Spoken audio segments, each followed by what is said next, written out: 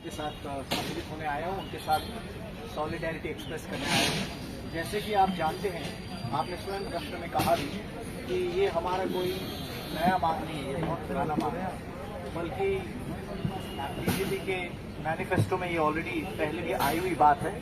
और बीजेपी के मैनिफेस्टो में ही नहीं, परंतु हमारे प्रधानमंत्री नरेंद्र मोदी जी ने वहाँ हमारे क्षेत्र में जाकर ये जातियों का नाम लेकर, एक एक नाम लेकर उन्होंने कहा था कि ये सब निश्चित ही सम्मिलित होंगे इस सूची में। और उन्होंने कहा था, उसी समय उन्होंने कहा था, जो हमारे साथी लोग बार बार याद करते हैं कि गोरखाओं का सपना भी मेरा सपना है। तो खैर वो सपना तो सपना ही रह गया। हमें क्या पता था सपना का मतलब दर्शन नहीं होता, सपना का मतलब केवल एक मिथ्या होती है। मगर प्रधानमंत्री जी ने उस समय सपना को एक मिथ्या के रूप में प्रयोग किया था और हमने सोचा सपना का मतलब एक दर्शन होता है, कि कहते हैं ना सपना देखो तो पूरा हो जाएगा, उस हिसाब का सपना नहीं था। तो आज बड़ी दुख की बात है कि इस प्रकार से हमारे जनजाति महासंघ के साथी लोग दिल्ली से और दार्जिलिंग से और अन्य जगहों से यहाँ पर एकत्रित हुए अपने मांग को लेकर।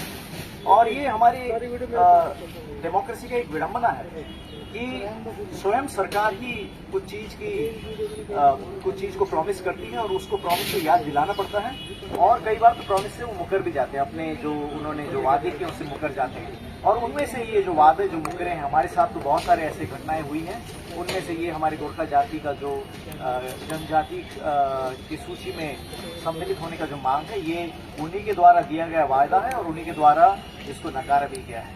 कल ही जो है पार्लियामेंट में हमारे सिक्किम के एक सांसद ने इसी जनजाति के विषय में पूछा था और उनको भी यही जवाब दिया गया कि हमारे जो ड्यू प्रोसेस है, हमारा जो मॉडलिटीज है इसको करने में, उसके तहत आपकी ये मांग को हम पूरा नहीं कर सकते कहकर साफ साफ सरकार ने लिखा हुआ है। तो इसमें तो हम तो यही शुरू से ही जानते थे कि सरकार जो पार्टी इस समय सरकार बनाई है वो झूठ बोलने वाली पार्टी है, झूठ बोलती है, अपने वादे को पूरा नहीं करती।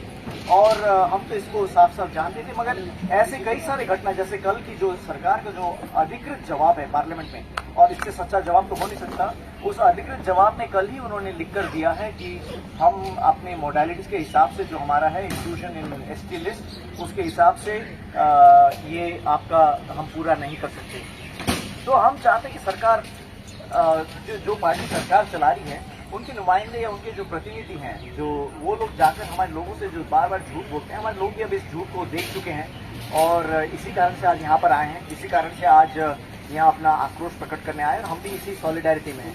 आपको पता है कि मैं इसी लोकसभा में मैं इस बार प्रत्याशी भी था, कांग्रेस पार्टी की तरफ से प्रत्याशी था, और हमारे मैनिफेस्टो में हमने साफ साफ कहा है कि ये इंक्लूजन जो है वो हमारा एक दायित्व है और हमारी प्रतिबद्धता है। इतना ही नहीं, भाजपा सरकार जो केंद्र में है, बंगाल में तो भाजपा सरकार नहीं है और सिक्किम में भी नहीं है, उन जगहों से रिकमेंडेशन भेज दिया गया और रिकमेंडेशन भेजने के बावजूद भी यहाँ उस पर कोई अमल नहीं हुई। हमारे गोरखा समुदाय के लोग बहुत संख्या में, सबसे ज्यादा अगर संख्या में गिनी जाए तो आसाम क्षेत्र से आते हैं, और आसाम से तो कोई रिकमेंडेशन ही नहीं भेजा, जबकि वहाँ भाजपा की सरकार है। तो इसी से इस पार्टी की नीयत, और खासकर इस पार्टी की जो सरकार है उसकी नीयत साफ दिखती है।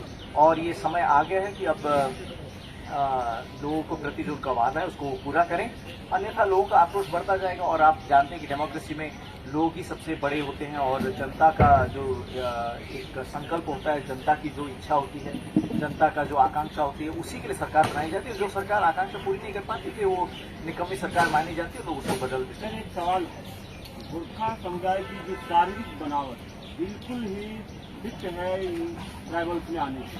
गोरखा जहाँ रहते हैं वहाँ वो इलाका जो पहाड़ी है वो भी जो है ट्राइबल्स में आने के लिए फिट है। जो उनका गोरखा का कल्चर है जो उन्होंने बात में दिखाई, ये सब जो है फिट है। तो फिर जब 1947 में देश आज़ाद हुआ, संविधान बना, सभा, क्या लग रहा है कि क्या आपके साथ इस समय से ही नहीं हो रहा है भेदभाव? सारे लोगों को डाला गया और आपको छोड़ दिया गया। दूसरा सवाल ये है कि क्या वर्तमान की सरकार पर आप आरोप लगा रहे हैं, वो तो अभी 10 साल से आई है, क्या वो वोटिंग पॉलिटिक्स में फंसी हुई है कि बाकी जो पहले से ट्राइब्स में हैं उनके प्रेशर में आ रही है? देखिए, जैसे आपने कहा, हमारा तो गोरखाओं का इतिहास ही सरकार से धोखा का इतिहास रहा है।